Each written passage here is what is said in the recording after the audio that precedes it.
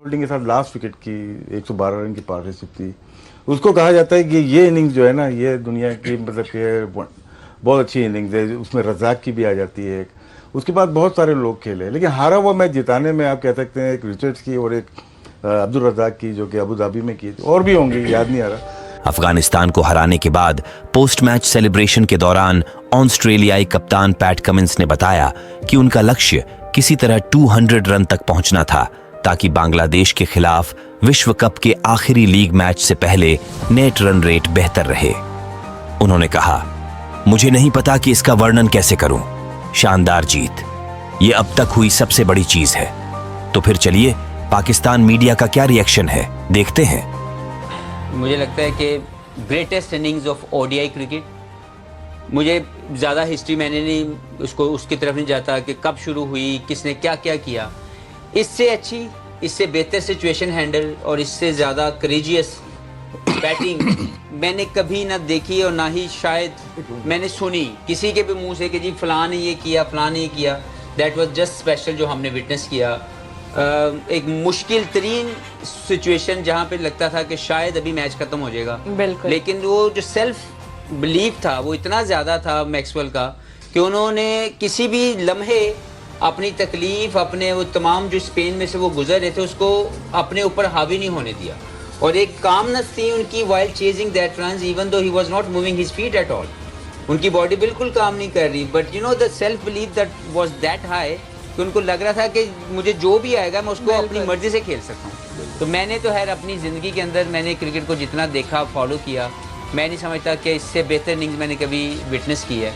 और ये मैक्सवेल को जितनी तारीफ की जाए उतनी कम है। और ये greatest of the ODI cricket ये जरूर आएगी, और अगर इससे कोई पास भी आएगा तो मुझे शक होना शुरू हो जाएगा। गिवन किस कॉन्टेक्स्ट में ये जिस तरीके से किया गया, देखिए मुश्किल तो थी, साथ में फिजिकली कितनी मुश्किल के अंदर वो मौजूद थे। वहां से अपने आप पे यकीन रखना, और किसी भी लम्हे इनके चेहरे के ऊपर प्रेशर नहीं था। 50 ओवर इस गर्मी में आप जब फील्ड पे होते हैं, उसके बाद आके आप इस टेम्परामेंट के साथ बैटिंग करें, not feeling physically 100% fit, hats off.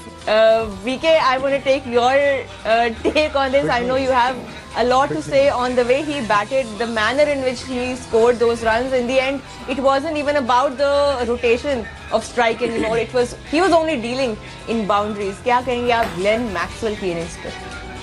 देखिए, सुबह बात हुई थी कि ऑस्ट्रेलिया स्पिनर्स पे फंसता है। सिर्फ जो स्पिनर्स पे नहीं फंस रहा था वो मैक्सवेल था। कोई बॉल ऐसा नहीं हुआ जहाँ पे वो स्पिनर्स पे बीट हुआ हो या आउट ऑफ हिज रेंज हो।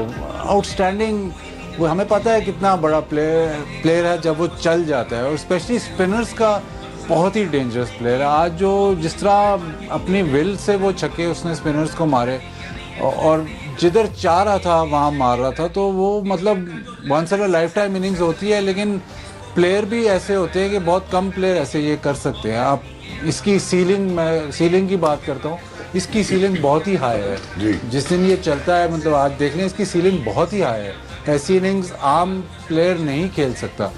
लेकिन वो आपने शुरू में सही बात की, ये जो फुटवर्क है ओवर रेटेड होता है। हैंड आई कोऑर्डिनेशन देख लें, बिल्कुल टांगे उसकी बंदी हुई समझें, और छक्के मारी जा रहा है।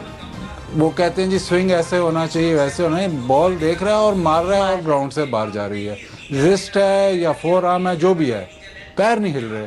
तो ये जो कहते हैं ना कि जी पैर हिलाने, वेट, वो हैंड आई कोऑर्डिनेशन सबसे बड़ी बात। उन्होंने तो बैक एंड हिप भी मना कर दिए यहाँ पे कुछ लेकिन नहीं एक बात, चाहिए। इसमें एक बात और है, ये जो क्रैम्प्स जो इंडिया में पड़े हैं ना, ये बहुत जरूरी है। रिजवान को पड़े थे, उसने 135 कर दिया।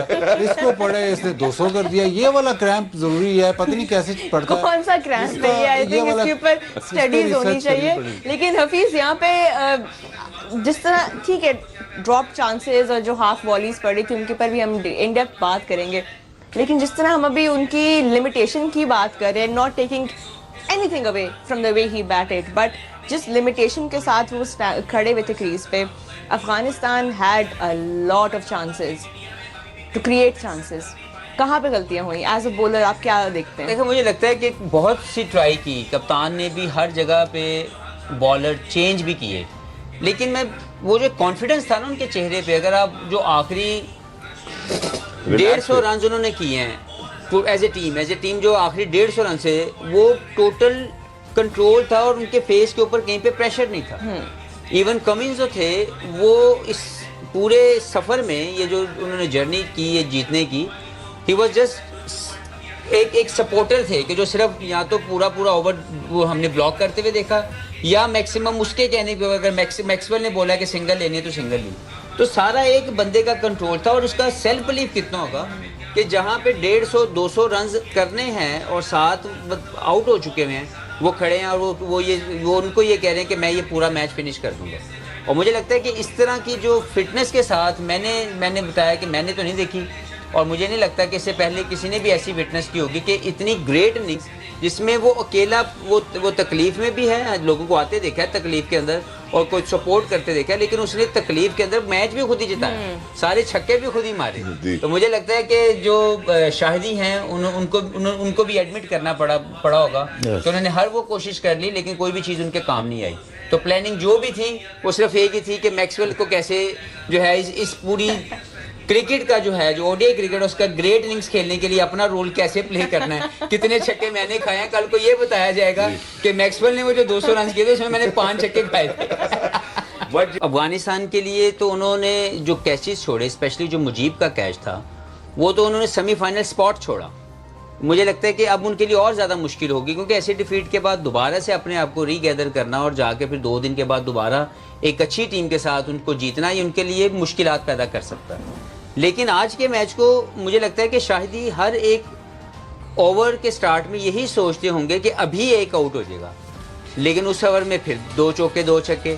और मैं समझता हूँ कि ये देखिए ये एक ऐसा चांस था जो शायद थोड़ा मुश्किल था, लेकिन किया जा सकता था जितनी देर हवा में रहा। लेकिन ये जाने के बाद ये जो दूसरा कैच है, अगर आप वो देखेंगे, अब ये यहाँ से इन्होंने सिर्फ 10 से 15 यार्ड जाना था, लेकिन ही ट्राइड। मैं कहता हूँ चलें ये एक ऐसा चांस था जो लकी था। ये बिल्कुल सीधा आपके हाथ में कैच है, ये सेमीफाइनल ड्रॉप करने वाला कैच है।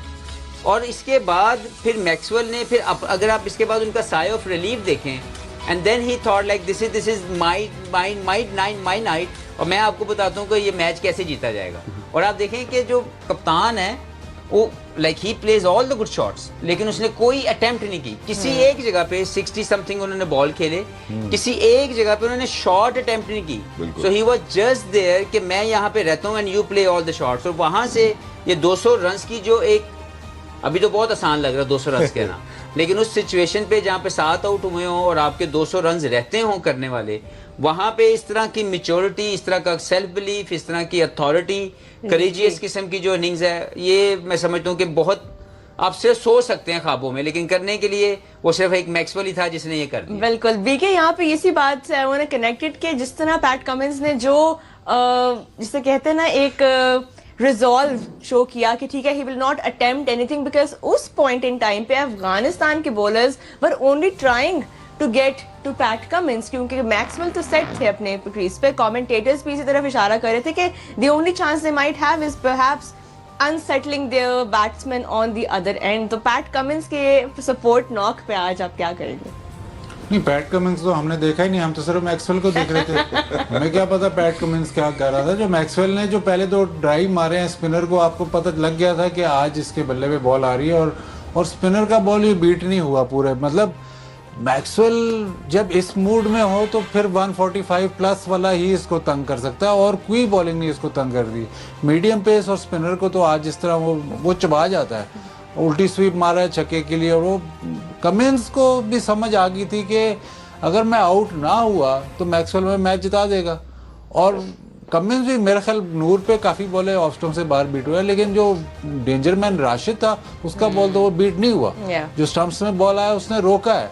अभी इनके पास नौबत आती तो जैम्पा ने पिछले मैच में बड़ी अच्छी बैटिंग की थी, वो भी इनके पास 2-4 ऑप्शन, एक आधी ऑप्शन और थी, लेकिन कमिंस को ये पता था कि ये Nobody could have done what जो मैक्सवेल कर रहे हैं और जिस तरह से वो बैटिंग कर रहा है, मुझे कोई मतलब मुझे सिर्फ खड़े रहना है, इवन के मुझे रनिंग भी नहीं करनी, मैं एक तरफ खड़ा रहूं। तो वो मतलब ऐसी इनिंग्स कहते हैं कि कभी कभार ना ऐसे प्लेयर एक जोन में चला जाता है, एक मिसाल ऐसे है कि जो मैराथन भागता है ना रनर, वो एक सिचुएशन के बाद एक टाइम आता है कि जब वो क्रॉस कर जाता है ना तो वो फिटीक वगैरह खत्म हो जाती है, वो एक यूफोरिया, एक एड्रेनलिन का जोन होता है जहाँ पे वो ऑटो पे चला जाता है, ऑटो पायलट। उसी तरह क्रिकेट में भी कहते हैं जब बैट्समैन या बॉलर एक ऐसे जोन में चला जाता है, सब चीज़ें उसकी तरफ होती है ना, तो उसका माइंड बड़ा क्लियर होता है, कुछ नहीं वो सोच रहा होता, बॉल देख रहा होता और उसको मारा। आज उस जोन में चला गया था